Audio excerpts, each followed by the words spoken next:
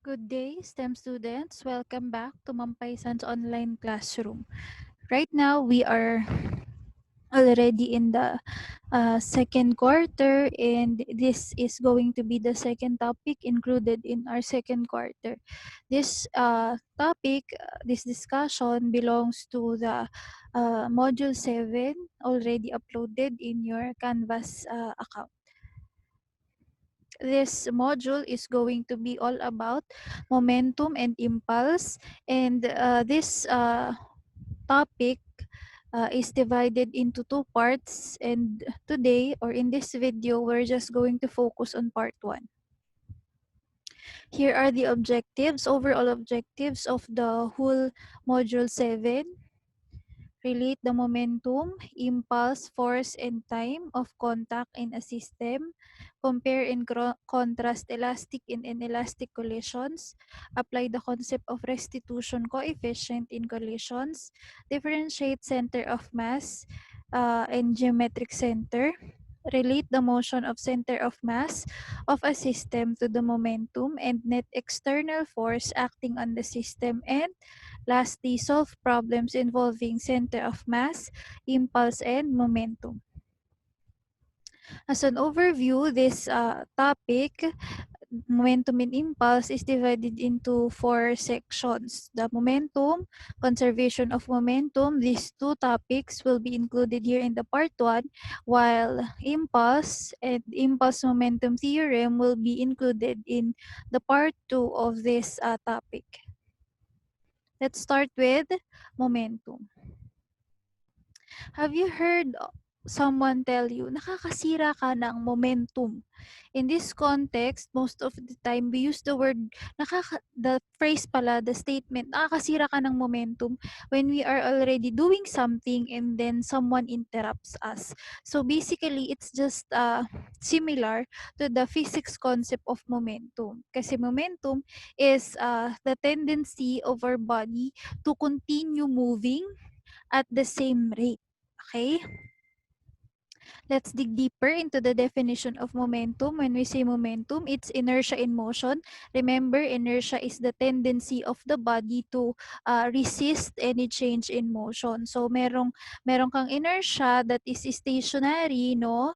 Walang special na tawag doon. So, kapag nakatigil ka, your tendency is to stay nakatigil or stay at rest because you have inertia while you are stationary. And at the same time, when you are already moving, your body tends to keep moving in the same speed and in the same direction because you have inertia in motion. Now, inertia in motion is an interesting topic. That's why there's a special name for it, specifically momentum. And it is characterized by the object's mass as well as the object's velocity. Mathematically, it is expressed as P uh, is equal to m times v. As you can see, the p here is lowercase. It's not the same as power. And as you will notice, it has an arrow on top. Okay?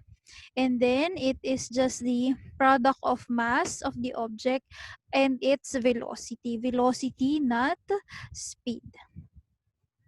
The reason why the letter P lowercase has an arrow on top is because it's a vector quantity and its SI unit is kilogram times meter per second, not kilogram times meter per second squared ha. That's for force, which is Newton. So here, since the standard unit for mass is kilogram, and then the standard unit naman for velocity is meter per second, we get the standard unit for momentum, which is kilogram dot or times meter per second. There is no special name for it. I don't know why, but we use that. Okay? And then, since it's a product of a scalar and vector quantity, it follows the direction of the vector quantity in the equation, and that is velocity. That's why the direction of momentum is the same as the direction of the velocity. From here, if we want to get the mass, we just have to divide the momentum by velocity, and then if we want to get the velocity, we just have to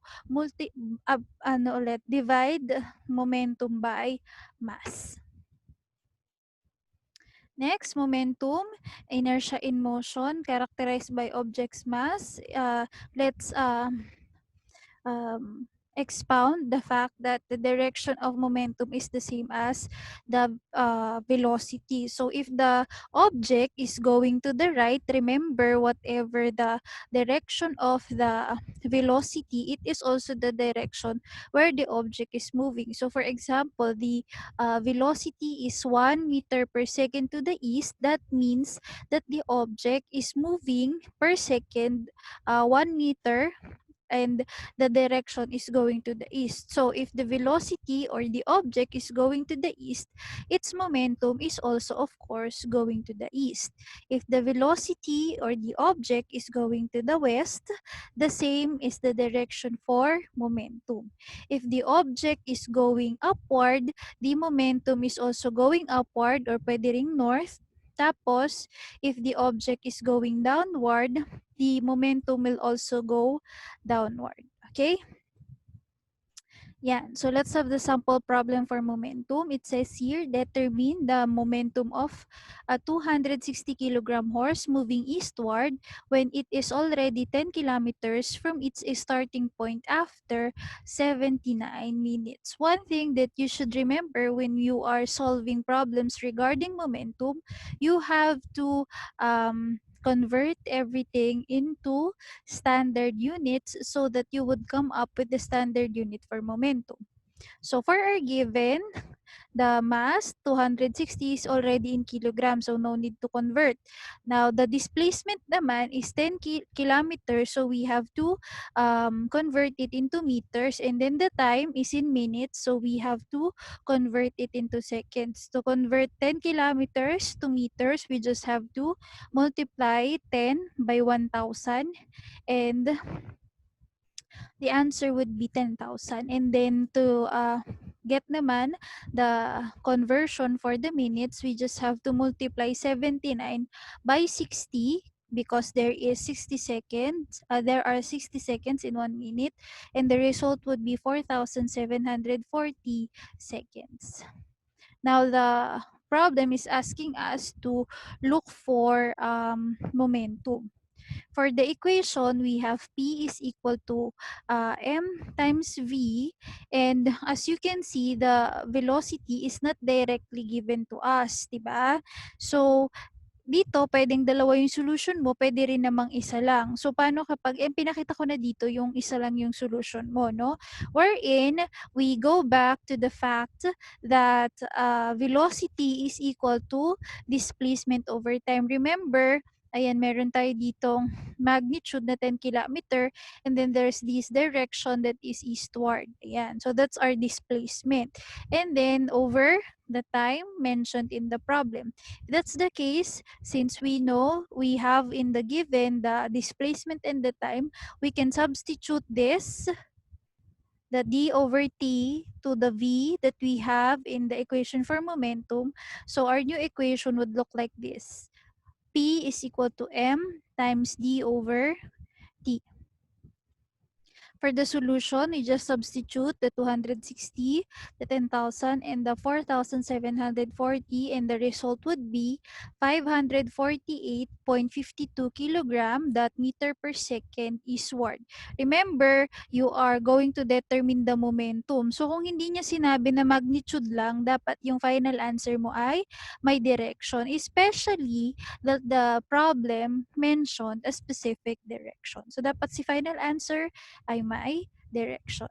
Okay, now let's proceed to sample problem number 2. A hypervelocity bullet used in a .22 long rifle usually weigh around 2.1 gram and can have the speed of 550 meter per second. What must be the speed of a 75 kilogram man to match the momentum of this bullet? So this one, hindi lang siya simpleng computation, kailangan mo ng analysis. So this time, instead of just one body, we are already talking about two bodies. Therefore, we should have representations for each body. Let A, yan yung magiging subscript natin. Let A be the representation for the bullet, and then let B the representation for the man. Therefore, we could write the mass of the bullet as M sub A equal to 2.1 grams. And again, if we deal with computations about momentum, we have to convert to standard units. So, to get the uh, kilogram conversion of gram, we just have to divide 2.1 by 1,000. Okay? Tapos yun yung magiging result, 0.0021 kilogram. Susulat natin lahat ng number kasi hindi pwedeng 0.02 lang, no? Okay, and then to have the velocity of the bullet, that's 550 meter per second. As you will notice, walang direction na na binanggit dito. And since ang convention natin, kapag walang binanggit na direction, tapos positive yung magnitude, i-assume natin na going siya sa positive direction. Okay? And then naman, to write the mass of the man, we use the symbol M sub B, kasi nga B represents man, is equal to 75 kilograms. So the VA and then the M sub B does not need to be converted kasi naka-meter na, naka-second, saka naka-kilogram na. Okay? And we are looking for this time the velocity of the man. Okay? V sub B. How do we do that? So the equation would be V sub B is equal to P sub B divided by M sub B. Okay? Saan yan ang galing? Kasi 'di ba sa equation natin kanina na P, ayan, sulat natin dito. Sana nakikita nyo. P is equal to M times V. Para makuha mo yung V, that is, divide the P by the mass. Since V sub B yung hinahanap natin, no? Kailangan natin nalagyan ng subscript pati yung momentum tsaka yung ating mass. Now, kung mapapansin nyo sa given natin, given ang M sub B. Kaso hindi given ang P sub B. So, anong gagawin natin dyan? We would analyze the problem. Sabi dito, what must be the speed of the man so that it could match the momentum of this bullet? Meaning, dapat yung speed ng man such a way na magiging equal yung momentum niya sa ating bullet. So since meron tayong mass ng bullet at saka velocity ng bullet, we will be able to solve for the momentum of the bullet. And that would also be the same momentum as the man's momentum. So for the solution number 1, we solve for the momentum of the bullet, that's P sub A is equal to M sub A times V sub A. We substitute the given and we get the momentum 1.16 kilograms that meter per second. Since kanina nga sabi dito, yung keyword natin dito is match, meaning the P sub A is equal to P sub B. Now that we have the P sub B, we could proceed to solution number 2, wherein we substitute 1.16 kilogram that meter per second to the momentum of the man, kasi nga equal sila dapat, and then we substitute 75 kilograms to the mass of the man. Evaluating using your calculator, the result would be 0.02 meter per second, assuming na dahil positive nga siya, ang direction natin is positive direction. Okay? So let's have a short activity to check whether you understood the lesson, no? Pero syempre, explain ko na yung mga sagot dito. Okay? So the first question, what is the relationship between momentum and mass? As you can see, momentum is P, tapos mass is M. They are both in the numerator, therefore the relationship is direct. And then, how about momentum and velocity? Again, they are both in the numerator, therefore their relationship would also be direct proportion. So again, remind ko lang kayo, when we say direct proportion, when P is increased, ay baliktad pala. When m is increased, the momentum would also increase proportionally. When velocity is increased, the momentum would also be increased proportionally. Meaning, pag dinoble mo yung mass, madodoble din ang momentum. Kapag 4 times mo yung velocity, magiging 4 times din ang momentum. Okay? Now, let's analyze the objects. We're going to have object A and B. And then, you have to tell me, I will tell you which one has greater momentum and why. Okay? So, our object A is a truck. I think this is 10-wheeler truck with a velocity of 2.78 meters per second. And then we have a bicycle with velocity the same as object A. So as you can see, they have the same velocities, but obviously they have the same, different masses. So sino yung mas malaki yung momentum? Syempre yung dapat yung may mas malaking mass. Obviously, kahit hindi mo siya timbangin, alam naman natin that the truck would have the greater momentum. Kasi siya yung may greater mass. Okay? Next, we have naman the same object, the same ball, but the object A, ball A, is moving at 5.78 meters per second, while object B or ball B moves at 7.78 meters per second. So, alin sa kanila may greater momentum? So, this time, since the mass are the same, the one with the greater velocity will be the one have that has greater momentum. And this time, it's object B. Okay? Kasi mas mabilis siya. And then next naman, we have two person here. One is thin and the other is massive, no? This thin person moves at 7.44 meters per second, while the more massive person moves at 10.49 meters per second. So obviously, although hindi natin alam kung anong mass ng thin person tsaka nito ni massive person, since this one has higher mass, tapos higher pa yung kanyang velocity, obviously, this person or object is the one that has greater momentum. Okay?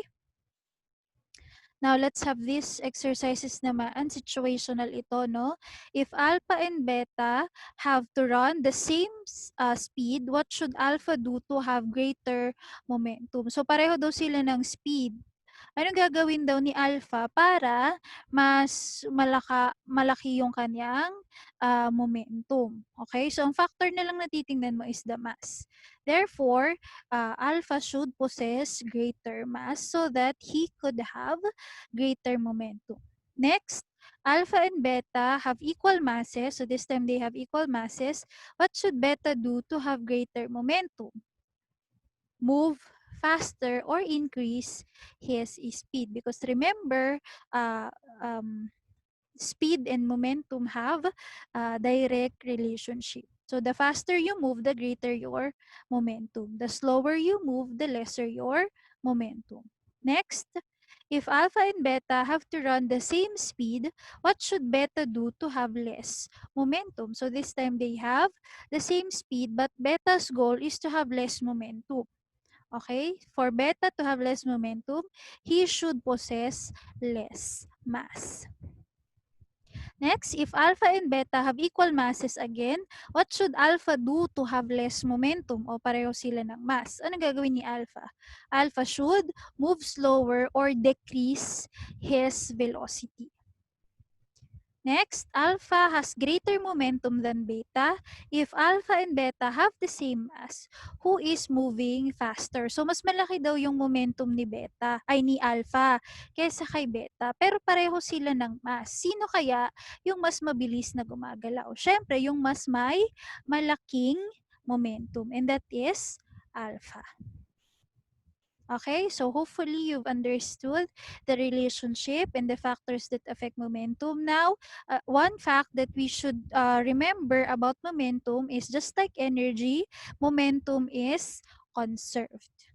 And according to the law of conservation of momentum, For a collision occurring between object A and object B in an isolated system, so yun na naman, nabasa na naman natin ang salitang isolated system. Most of the time, isolated system or isolated environment could also be called as frictionless environment or vacuum, no? Walang air resistance, walang air particles. Okay, moving on.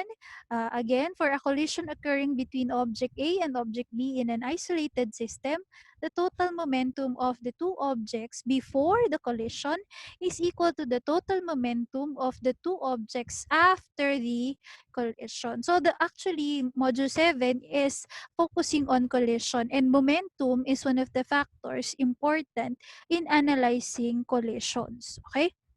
So dito, pag nagbanggaan daw si A tsaka si B, kung ano man yung momentum nila added together, total, no? Before the collision, yun din yung magiging total. Total ha, total momentum after the collision. So individually, their momentums have the tendency to change, but the total would remain the same. That is the momentum lost, ayan, by object A. So pwedeng makapag-loss ng momentum si object A is equal to the momentum gained by object B or vice versa. Okay, in symbols, that's sigma P before, remember sigma stands for sum or total, is equal to the momentum after the collision. Okay? So, in other forms, yung ito, prime ang tawag dito, tapos dito sa kuwit na to, we call that a prime. Okay, to differentiate the before and the after, instead of using 1 and 2, we use the prime. The one without prime, the symbols without the prime symbol, are quantities belonging to before collision, and then the one with prime would be the one for after the collision. Okay, just like here, 'di ba may object A tsaka object B nga tayo. So sinabi dito total, no? So ito, yung P sub A tsaka P sub B na walang prime, they are the quantities or the momentums of object A and B before the collision, and then the P sub A prime and the P sub B prime, P prime sub A, okay, mas maganda P prime sub A, and then P prime sub B, they are the ones, the momentums of objects A and B after the collision. If we expand that, we know that momentum is mass times velocity. It would look like this: M sub A, V sub A, the V does not have a prime here, plus M sub B times V sub B is equal to M sub A V prime A plus M sub B V prime B. So bakit yung M or yung mass walang prime? Kasi we assume that the objects, their masses will still be intact. Meaning, kung ano man yung mass nila before the collision would still be the same mass after the collision. So, hindi sila masisira, hindi sila magbabasag, or kung mabasag man sila, yun pa rin yung magiging mass nila, no?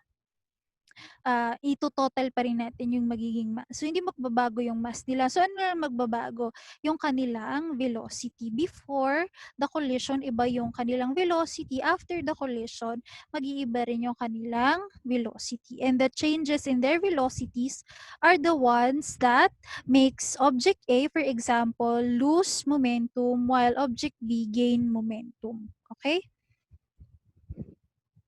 Thank you for listening to the part 1 of Momentum in Impulse. See you on the next lecture video, which will be about Momentum and Impulse part 2, discussing about impulse and impulse momentum theorem.